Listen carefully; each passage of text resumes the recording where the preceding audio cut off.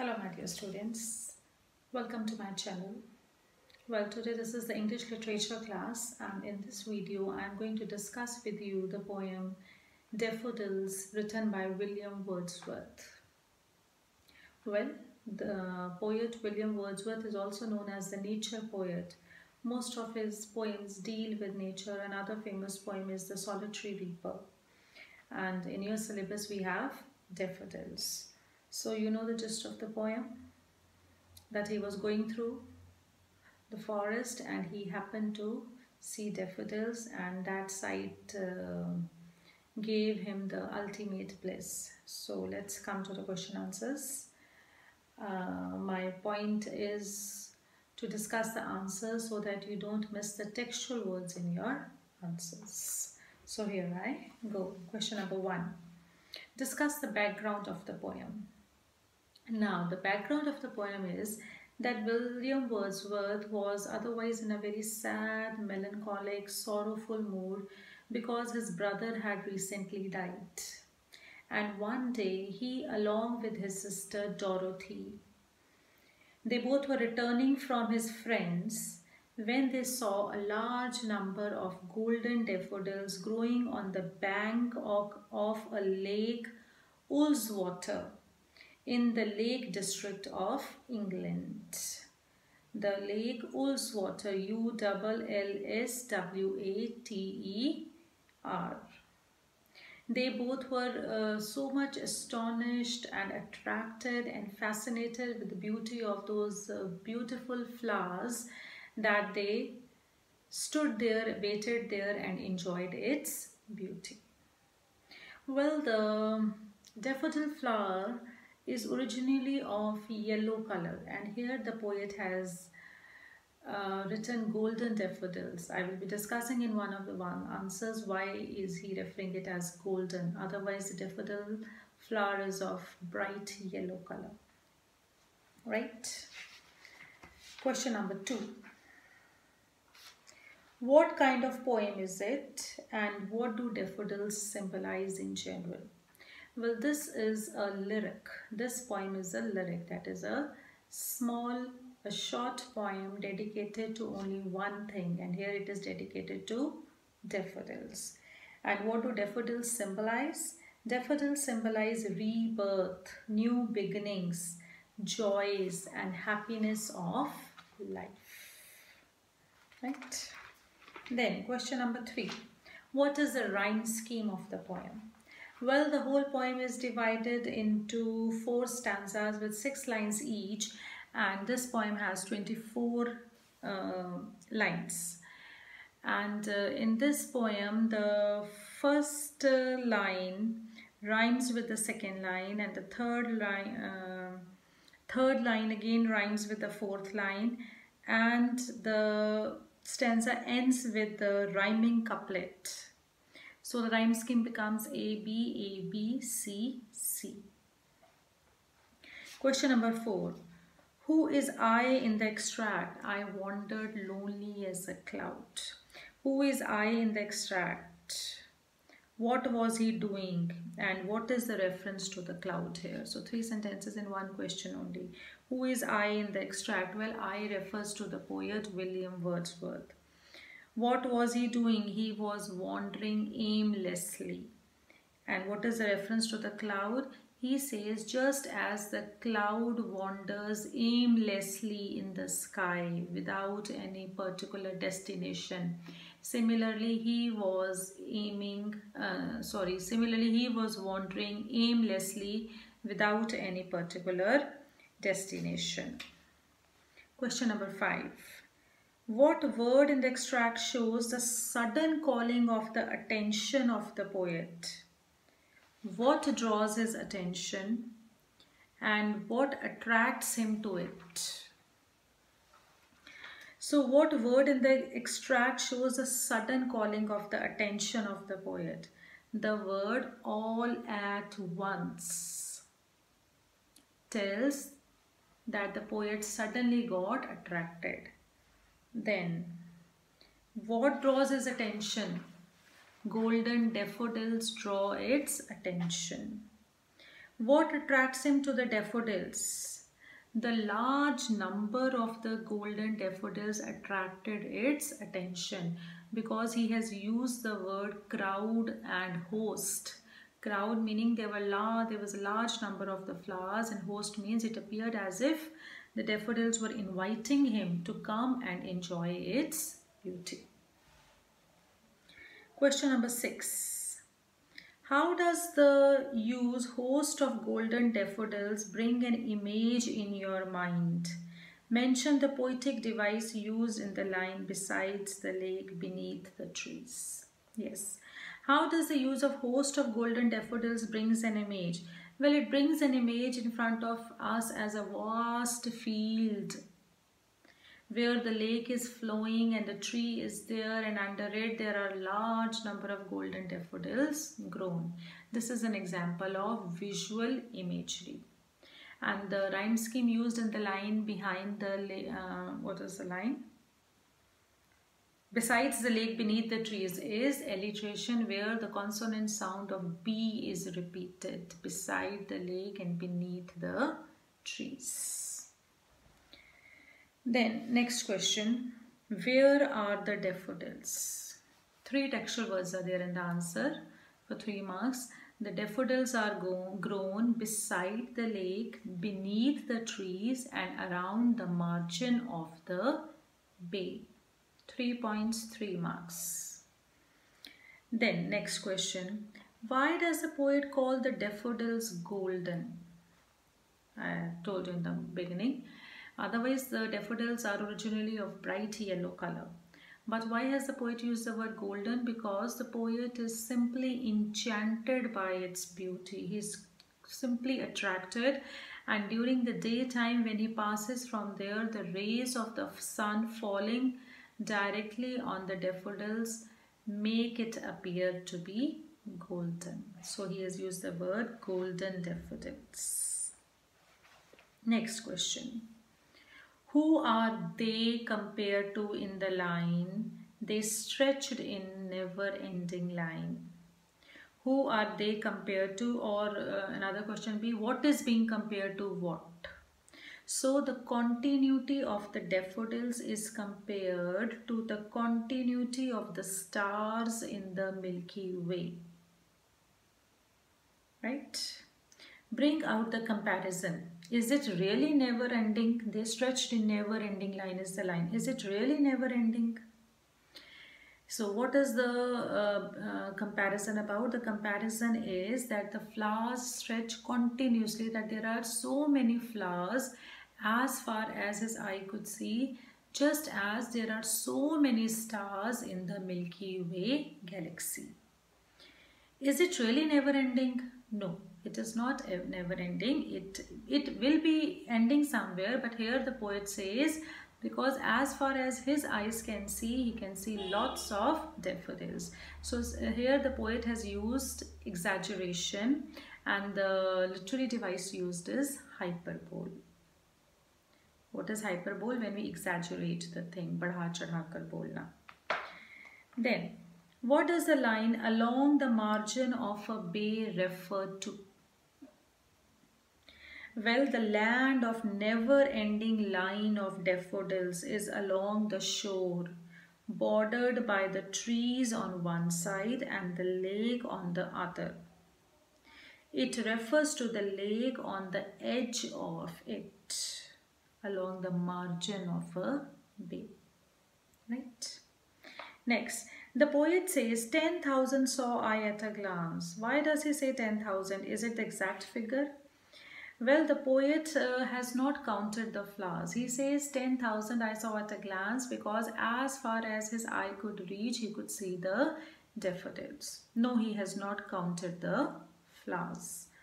It is the exaggerated form and it is called hyperbole. He is just exaggerating the thing. Now 10,000 saw I at a glance. This line is also an example of inversion other than hyperbole. What is inversion? When the sentence is put upside down. Otherwise the sentence is when the subject comes in the beginning and the predicate comes afterwards. The verb comes afterwards. Here The predicate is in the beginning and the subject goes 10,000 saw I at a glance. So when the subject goes back and the predicate comes in the front, it is called inversion. This is another literary device. Next question. What does their heads reveal in the line tossing their heads in sprightly dance? And what words are used to show the movement of daffodils? So what does their heads reveal? Their heads reveals that the daffodils are considered as a person who is moving his head here and there. This is an example of personification. It appears as if the person is standing in the field and dancing. Then what words are used to show the movement of daffodils? 3 words are used in the poem to show the movement: fluttering, dancing and tossing their heads in a sprightly dance. Next question. What do you mean by the word sprightly dance? What is the mood of the poet at this time? Well, the word sprightly dance means cheerful, lively dance with great energy. And at this point, the poet is in a very thrilled, pleasant, happy, cheerful and joyous mood. Next question. What do the waves refer to? The waves beside them danced in the line. What do the waves refer to? Who are them and they in this line? The waves beside them danced, but they outdid the sparkling waves, the line. So what do the waves refer to? Well, the waves refer to the ripples produced in the water during its movement. What are them and they? Them and they both stand for the daffodils which are dancing in the field. Next question. What does outdid mean? And who are the 2 actors in this performance? Who did better and in what way? So outdid means to do much better, excelled, surpassed.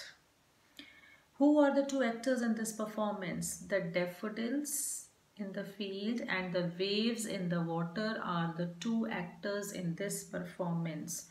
Who did better? The daffodils, according to the poet, did better.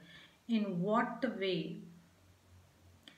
Because they were dancing in a much more bright and cheerful manner. Right, next question. Why does the poet say that he has only one option? What is that? What mood is the poet in? Well, he says the line, a poet could not but be gay. So this is only the one option. The poet says that he has only one option, that is to be happy and joyous in the company of the daffodils, because the atmosphere around it is very joyful. And what is the mood of the poet at this time? The poet is in a very happy mood.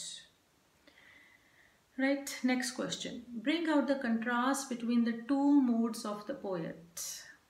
Well, the poem began with a very sad, lonely and sorrowful mood when the poet was moving lonely as a cloud.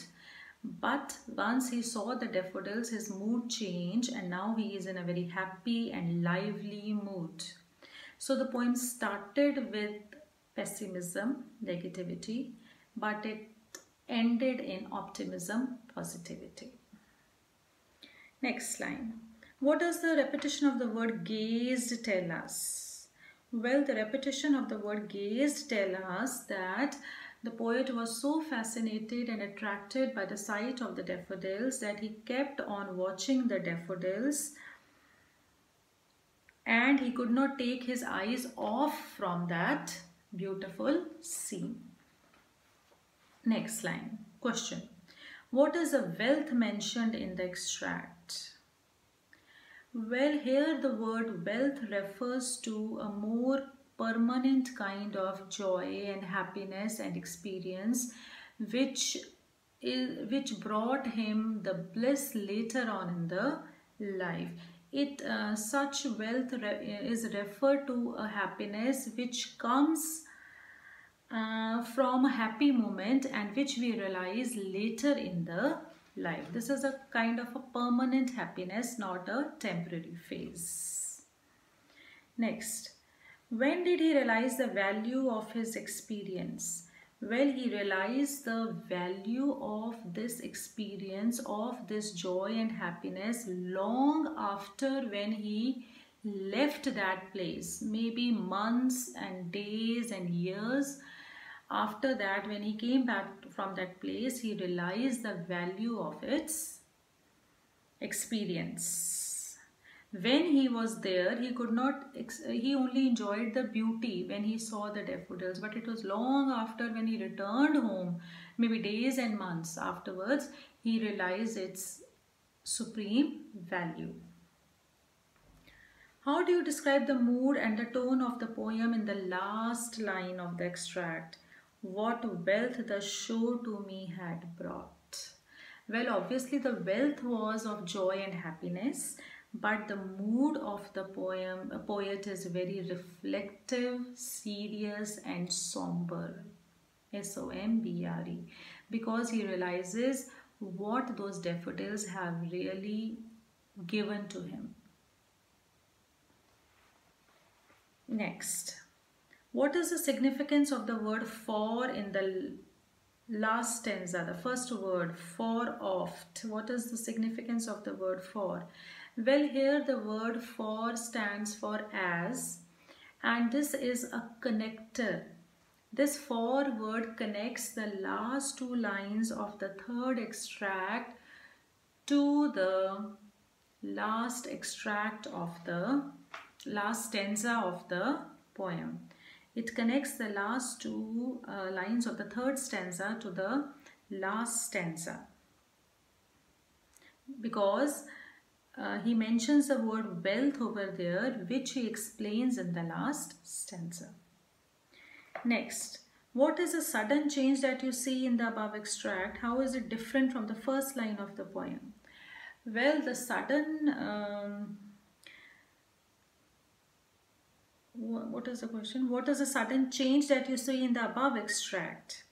Well, there was a scene when once there was the scene he witnessed once and then did not realize what a valuable addition he had added to his life. It is only when he comes home that he realizes the importance of that beautiful scene. He had wandered, the contrast is that he had wandered lonely in the beginning of the poem and he was sad, but now he is enjoying his loneliness, because during his loneliness now he can enjoy the beautiful sight of daffodils. Then what do vacant and pensive mean? What does it tell us about the poet? Well, the word vacant means when you have a free time, when you have nothing important to do. And pensive means sad and sorrowful mood. What does this tell us about the poet? It tells us, these two words tell us that the poet is in sad, unpleasant and dissatisfying mood, in contrast to the joy he gets by imagining the sight of the daffodils. Then what is they in the extract? They flash upon that inward eye. What is they over here? And what does it give him? Well, the word they stands for the beautiful vision of the daffodils which he had once seen while returning home. And what does it gives him? It gives him the memory of that vision which pleases him and comforts him and provides him joy and happiness. So here the word inward eyes is a metaphor which stands for the spiritual vision, the imagination. The sight of the daffodils he imagines again in front of his eyes and it relieves him. What is the bliss of solitude according to the poet? A person is in solitude when he is all alone, lonely, when he is with no one. And at that time, when he thinks about nature, and in the specific poem, when he thinks about the sight of daffodils, his mood changes. That is known as bliss of solitude. It provides him happiness, peace of mind. Next question. How and when does his heart fill with pleasure? When the poet is alone, his inward eye brings the sight of daffodils in front of his eyes, and he experiences the beauty and happiness. He experiences the beauty of the beautiful flowers blooming beside the lake under the tree, and that sight fills him with pleasure. Then who dances with the daffodils? And what is the difference you find in the first three stanzas and the last stanza? Who dances with the daffodils? The poet's heart dances with the daffodils, because the line says, and then my heart with pleasure fills and dances with the daffodils. Because when he is in solitude, the beauty of the vision of the daffodils flashes in front of his eyes. Then what is the difference you find in the first three stanzas and the last one? Well, the first three stanzas are in the past tense, an experience which he had seen some time back, which happened at once. But the last stanza is in the present tense, as he recalls and reflects on the past experience. Right? Then, what is the theme of the poem? Well, the theme of the poem is number one, nature's beauty. A thing of beauty is a joy forever, a famous line by John Keats. Then number two, nature's ability to heal. Nature has the power to change the mood of a person. Number three, the collection of human emotions, or we can say the upliftment of human spirit. The person changes his nature, his mood, when he is in the company of nature. Then next question, give some examples of imageries from the poem. The poem is full of visual imagery. We can see so many sights flashing before our eyes, like fluttering and dancing in the breeze, a host of golden daffodils, then tossing their heads, then the comparison of the waves. So there are lots of visual imageries over there. Then there is a kinesthetic imagery in the line, tossing their heads and dancing and fluttering, because the movement is shown in these lines. Then give examples of personification. Personification is number one, the word cloud has been personified as someone who is wandering lonely. Then the word host is personified as daffodils are being shown, inviting to enjoy its beauty. Then the word crowd is personified as there are so many daffodils together as persons tossing their heads. So these are all examples of personification. Then what is the example of simile? Number one, simile, I wandered lonely as a cloud. Number two, simile, the second line where the stars are, the first line of the second stanza where the daffodils are compared to the Milky Way. And number three, simile, the dancing movement of the daffodils is compared to the movement of the water in the lake. Right? Then example of hyperbole, 10,000 saw I at a glance, then they never stretched in never-ending line.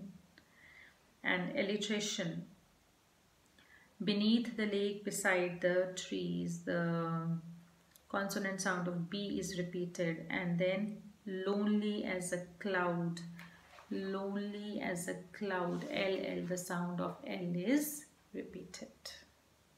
So these are the few of the examples of literary devices I am sharing.